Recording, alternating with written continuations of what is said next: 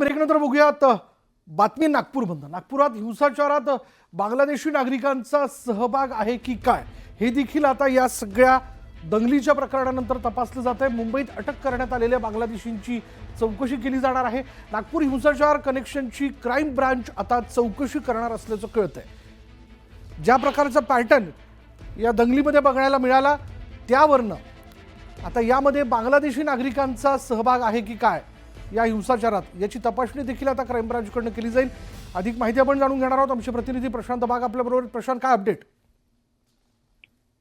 विशाल, आपल्याला माहिती आहे की ज्या पद्धतीनं चौफेर तपास नागपूर पोलिसांनी सुरू केलाय आणि वेगवेगळे महाराष्ट्र पोलिसांचे डिपार्टमेंट आहे, सायबर पोलीस असो किंवा ज्या ज्या ठिकाणी बांगलादेशी मुवमेंट आहे त्याची पूर्ण माहिती घ्यायला सुरुवात केली।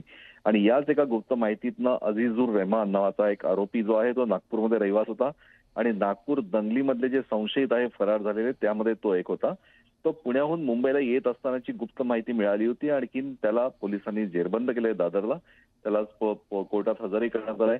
2 दिवस त्याला आता कोठडी सुद्धा मिळालेली आहे। मुळात बांगलादेशी नागरिक अनेक वेगळ्या ठिकाणी रहिवासी करून राहत आहेत आणि त्यांच्याकडे अनेक बनावट कागदपत्र भारतीय रहिवासी असल्याचे पुरावे असल्याचे सापडत आहेत आणि त्याचबरोबर अशा प्रकारच्या घातपाती कृत्यांमध्ये ते सहभागी होत आहेत। याची दाहकता ही दिवसेंदिवस वाढत चालली आहे।